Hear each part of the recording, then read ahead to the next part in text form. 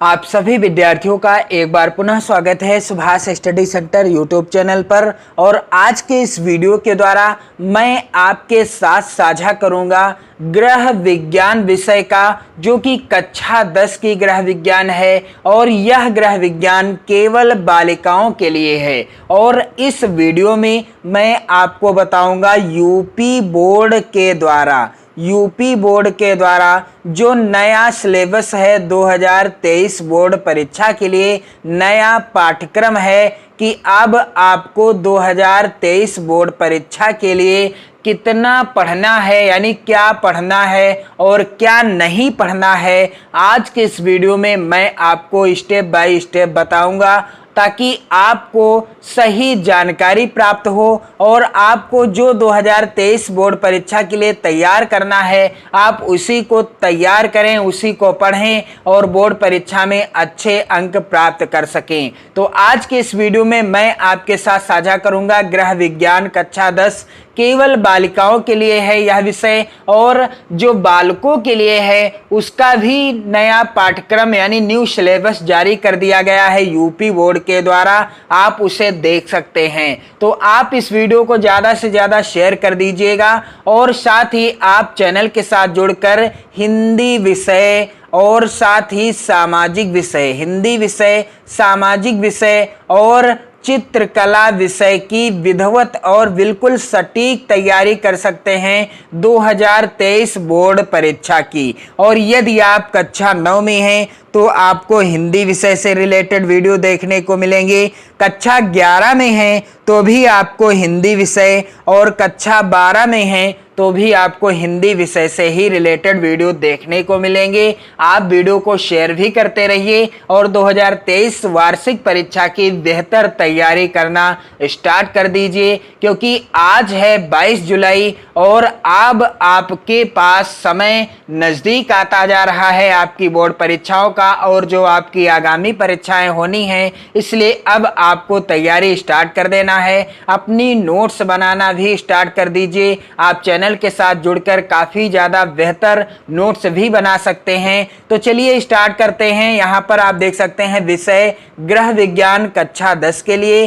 केवल बालिकाओं के लिए। तो यहाँ पर आप देख सकते हैं इसमें 70 अंकों की लिखित परीक्षा तथा 30 अंकों का विद्यालय स्तर पर प्रोजेक्ट कार्य होगा। यहाँ पर आप देख सकते हैं कितने अंकों की लिखित परीक्षा होगी, 70 अंकों की लिखित परीक्षा होगी। यानी आपका जो पेपर होगा बोर्ड परीक्षा का 2023 में, उस पेपर का पूर्णांक क्या होगा, उसका पूर्णांक होगा 70 अंकों का और 30 अंकों का होगा विद्यालय स्तर का जो प्रोजेक्ट कार्य होता है जो आपके विद्यालय के द्वारा लिया जाएगा, 30 अंक का होगा। और कुल पूर्णांक कितना हो जाएगा, 70 + 30 यानी 100 का कुल पूर्णांक कितना हो जाएगा, 100 अंकों का हो जाएगा। तो यहाँ पर आप देख सकते हैं क्रम संख्या, इकाई और अंक, यानी कौन कौन सी इकाई आपको पढ़नी है, कौन कौन सी इकाई के अंतर्गत कितने नंबर आपको मिलेंगे,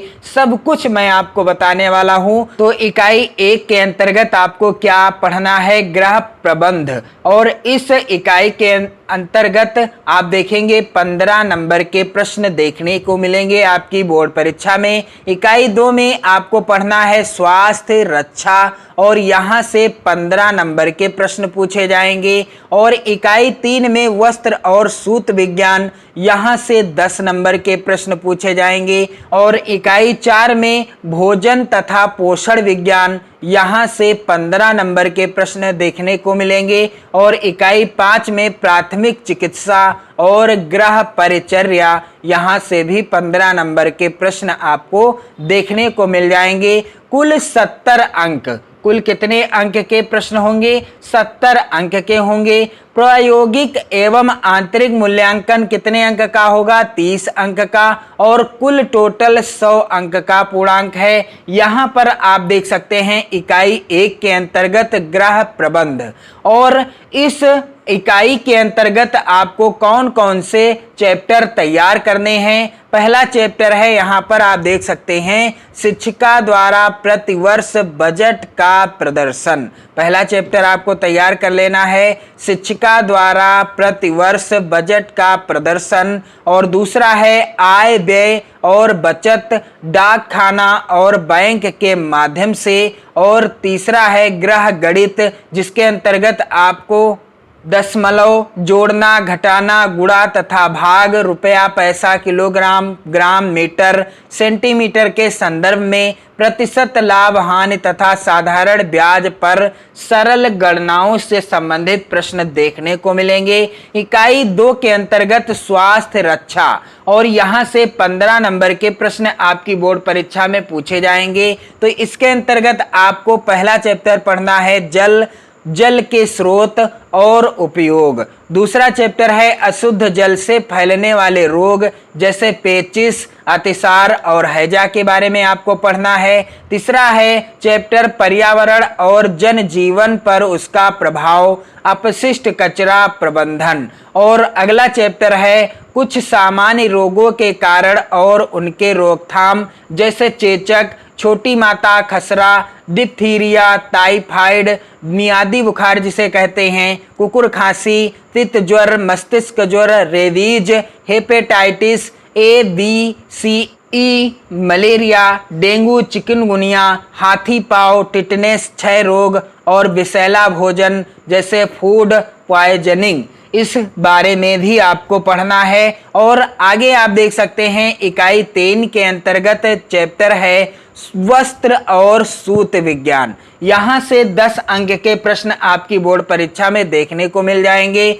जिसमें आप देख सकते हैं पहला चैप्टर है सिलाई किट, जिसके अंतर्गत बेबी फ्रॉक या कुर्ता, पायजामा या पेटीकोट उपलब्धता के अनुसार हाथ की सिलाई अथवा मशीन की सिलाई द्वारा। पहला चैप्टर आपको पढ़ना है सिलाई किट से संबंधित। और इकाई 4 के अंतर्गत आप देख सकते हैं यहाँ पर भोजन तथा पोषण विज्ञान। यहाँ से 15 नंबर के प्रश्न आपकी बोर्ड परीक्षा में देखने को मिल जाएंगे। इसके अंतर्गत आप देख सकते हैं भोजन पकाने और परोसने की आधारित विधियां, तत्वों की सुरक्षा का ध्यान रखना। और अगला है निम्न रोगों के रोगियों का भोजन, रोग की अवधि में और स्वास्थ्य लाभ के समय का भोजन, तीव्र ज्वर और दीर्घ स्थायी ज्वर, अतिसार, पेचिश, गैस्ट्रोटाइटिस, मियादी बुखार, मलेरिया, क्षय रोग और लू लगना आदि के बारे में आपको पढ़ना है। अगली इकाई है प्राथमिक चिकित्सा और गृह परिचर्या। इसके अंतर्गत आपको पढ़ना है हड्डियों की टूट और मोच। और अगला है श्वसन तंत्र का प्रारंभिक ज्ञान। अगला है यहाँ पर चौथा आप देख सकते हैं प्राकृतिक और कृत्रिम श्वसन क्रिया। और अगला आपको क्या तैयार करना है, रोगी का स्पंज करना जैसे गर्म सेक, बफारा लेना, बर्फ की टोपी का प्रयोग। और अगला है स्टेप यहाँ पर नाड़ी, श्वास, गति और ताप का चार्ट बनाना। इसके बाद आप देख सकते हैं प्रयोगात्मक, यहाँ पर आप देख सकते हैं प्रयोगात्मक परीक्षा का मूल्यांकन विद्यालय स्तर पर आंतरिक होगा। जो प्रयोगात्मक परीक्षा होगी यह आपके विद्यालय के द्वारा ही ली जाएगी। और यहाँ से 15 अंक के प्रश्न कुछ इस प्रकार से आपको देखने को मिलेंगे, यानी यहाँ से प्रश्न तैयार करना है आपको। यहाँ पर आप देख सकते हैं खंड का के अंतर्गत किसी एक स्थान यानी घर या पाठशाला कक्ष की सफाई की दैनिक आख्या आपको तैयार करना है प्रयोगात्मक कार्य के रूप में। दूसरा है किसी एक लकड़ी के फर्नीचर की सफाई और पालिश करना। तीसरा है धातु की किसी एक वस्तु की सफाई। चौथा है प्रतिवर्ष बजट का अभिलेख रखना। और खंड खा के अंतर्गत प्रयोगात्मक कार्य क्या होगा, छात्राओं द्वारा सिलाई का किट तैयार करना और बेबी फ्रॉक या कुर्ता पायजामा या पेटीकोट सिलना। और तीसरा है वस्त्रों की धुलाई जैसे सूती, रेशमी, ऊनी तथा कृत्रिम रेशे के वस्त्रों को धोना। और खंड गा के अंतर्गत क्या पूछा जा सकता है, भोजन पकाने की सही विधियां क्या हैं, उबालना, भाप में पकाना, तलना, स्टीयू करना, धीमी आंच में पकाना या भूनना। और अगला है यहाँ पर भोजन का परोसना। और अगला है यहाँ पर रोगी का भोजन, फटे दूध का पानी, साबूदाना का पानी, खिचड़ी, तरकारियों का सूप और सब्जियों का रस, फलों के रस, पन्ना आदि के बारे में आपको तैयार कर लेना है। और खंड खा में आप देख सकते हैं प्रयोगात्मक में क्या पूछा जा सकता है, कृत्रिम श्वास देने की विधियां कौन कौन सी हैं, हस्त आसन द्वारा स्थानांतरण, और अगला है स्पंज करना, गर्म सेंक, उल्टिस, बफारा लेना, और भाप की टोपी और गर्म पानी की थैली का प्रयोग, और अगला है ताप का चार्ट बनाना। निर्धारित पाठ्य पुस्तकें, यहाँ पर आप देख सकते हैं कोई भी पुस्तक निर्धारित या संतुष्ट नहीं की गई है। विद्यार्थियों के प्रधान विषय के अध्यापक के परामर्श से पाठ्य पुस्तक के अनुरूप उपयुक्त पुस्तक का चयन कर लें। इसके लिए कोई भी पाठ्य पुस्तक निर्धारित नहीं की गई है यूपी बोर्ड के द्वारा। विद्यार्थियों के जो प्रधान विषय के अध्यापक हैं, यानी आपके विद्यालय में जो इस विषय के अध्यापक या अध्यापिका हैं, उन्हीं के परामर्श से आप पाठ्यक्रम के अनुरूप ही उपयुक्त पुस्तक का चयन कर लीजिएगा। और प्रोजेक्ट कार्यों की सूची, यहाँ से 15 अंक आपको मिलेंगे। तो प्रोजेक्ट कार्यों में आपको क्या क्या ध्यान देना है, यानी किन चीजों को पढ़ना है। दिए गए प्रोजेक्ट सूची में से छात्रों से कराएं। प्रोजेक्ट कार्यों की फाइल तैयार कराना अनिवार्य होगा, आपकी फाइल भी बनेगी। शिक्षक पाठ्यक्रम से संबंधित अन्य प्रोजेक्ट कार्य अपने स्तर से भी दे सकते हैं। यदि शिक्षक चाहता है तो वह अपने स्तर से भी प्रोजेक्ट कार्य दे सकता है या दे सकते हैं। प्रोजेक्ट कार्य का आंतरिक मूल्यांकन विद्यालय स्तर पर होगा। और प्रोजेक्ट कार्य का आंतरिक मूल्यांकन कहां पर होगा, किस स्तर पर होगा, विद्यालय स्तर पर होगा। यहां पर आप देख सकते हैं घर का आय व्यय बजट तैयार करना, इसके बारे में आपसे पूछा जा सकता है। और दूसरा स्टेप आपको ध्यान देना है, निम्न बिंदुओं पर प्रकाश डालते हुए बचत पर एक प्रोजेक्ट रिपोर्ट लिखिए।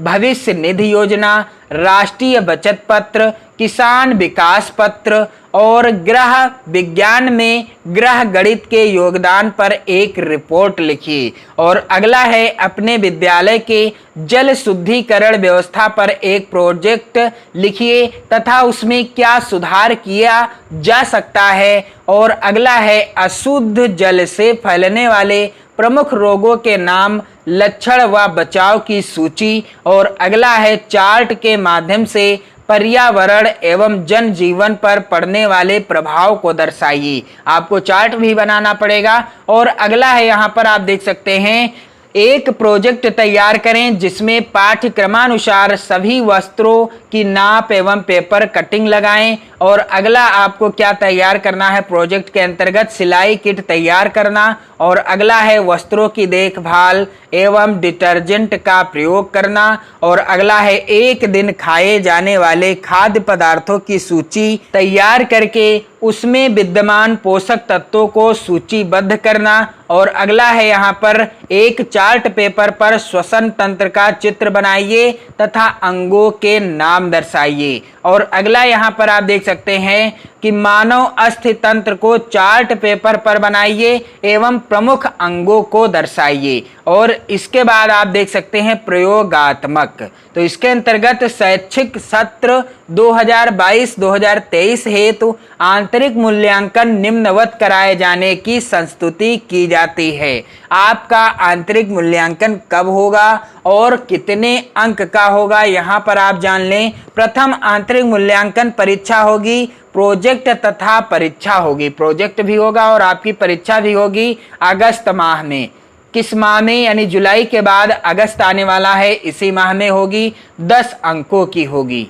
और द्वितीय आंतरिक मूल्यांकन परीक्षा जिसमें प्रोजेक्ट तथा परीक्षा भी होगी और यह दिसंबर माह में होगी, 10 अंक की होगी। और 4 मासिक परीक्षाएं होंगी जिसमें 10 अंक के लिए निर्धारित होंगी ये चारों परीक्षाएं। और प्रथम मासिक परीक्षा वर्णनात्मक परीक्षा के आधार पर यह जुलाई माह में ही हो रही होगी, आप विद्यालय से संपर्क कर सकते हैं। और द्वितीय मासिक परीक्षा बहुविकल्पी प्रश्नों MCQ क्यू के आधार पर होगी, जो कि अगस्त माह में होगी। तृतीय मासिक परीक्षा वर्णनात्मक परीक्षा के आधार पर होगी, यह नवंबर माह में होगी। और चतुर्थ मासिक परीक्षा बहुविकल्पी प्रश्नों MCQ के आधार पर होगी, और यह परीक्षा कब होगी? दिसंबर माह में। इसके बाद चारों मासिक परीक्षाओं के प्राप्तांकों के योग को 10 अंकों में परिवर्तित किया जाए। और इसके बाद मैं आपको जानकारी दे दूं कि 30% कम किया गया पाठ्यक्रम, 30% जो कम कर दिया गया है यूपी बोर्ड के द्वारा 2023 बोर्ड परीक्षा के लिए। कितना पाठ्यक्रम कम कर दिया गया है?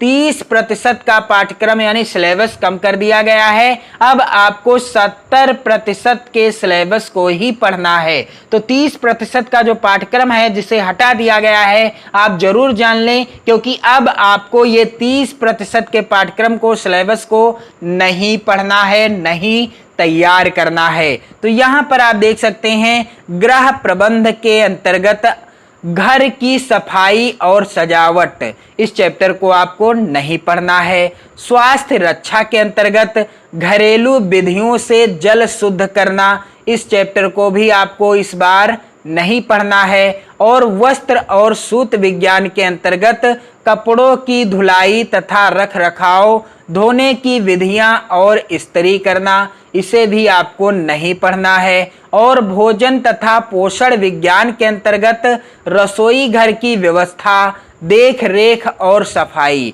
इस चीज को भी आपको नहीं पढ़ना है 2023 बोर्ड परीक्षा के लिए। और अगला है यहाँ पर प्राथमिक चिकित्सा और गृह परिचर्या के अंतर्गत आपको मानव अस्थि संस्थान तथा संधियां, घायल स्थानांतरण, हस्त आसन द्वारा, इन चीजों को भी आपको नहीं पढ़ना है। तो आप स्क्रीनशॉट जरूर ले लीजिएगा। इतना आपको नहीं पढ़ना है 2023 बोर्ड परीक्षा के लिए, यानी आपका जो सेशन है 2022 और 2023, इसके लिए आपको इतना नहीं पढ़ना है। मैंने आपको स्पष्ट रूप से बता दिया है। और मैं अब आपको नई सिलेबस के आधार पर जो नया पाठ्यक्रम है 2023 बोर्ड परीक्षा के लिए, जिसे यूपी बोर्ड ने जारी किया है, इसी पाठ्यक्रम के आधार पर गृह विज्ञान की भी वीडियो उपलब्ध कराता रहूंगा।